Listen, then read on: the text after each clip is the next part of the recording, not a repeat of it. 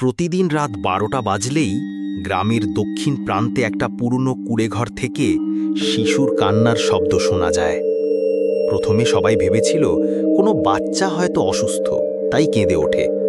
কৌতূহলবশত গ্রামের কিছু তরুণ একদিন সেখানে গেল, আর যা দেখল তা আজও ভুলতে পারেনি। সেই কুঁড়েঘরটা ছিল বহু বছর ধরে পরিত্যক্ত। বছর 5 আগে সেখানে এক গরিব দম্পতি থাকত। স্ত্রী সন্তান সম্ভবা ছিল। এক ঝড়ের রাতে হঠাৎ করে ঘরটা ধসে পড়ে। সেই রাতটাই ছিল 12টা বাজার সময়, আর তখন থেকেই প্রতি রাত 12টায় সেই কান্না শোনা যায়।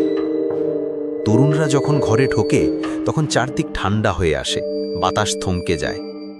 এক কোণায় একটা ছোট কাঠের পুতুল পড়েছিল, যেটা থেকে হঠাৎ নিজে নিজেই একটা দুলুনির আওয়াজ আসতে থাকে।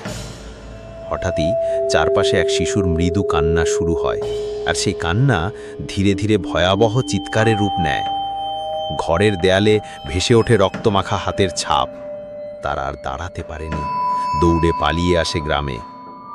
তবে এখনো যদি তুমি সাহস করে কুঁড়ে ঘরটার পাশে দাঁড়াও, ঠিক 12টা বাজলেই বাতাস ভারী হয়ে উঠবে, আর তুমি শুনতে পাবে সেই হারিয়ে যাওয়া শিশুর কান্না।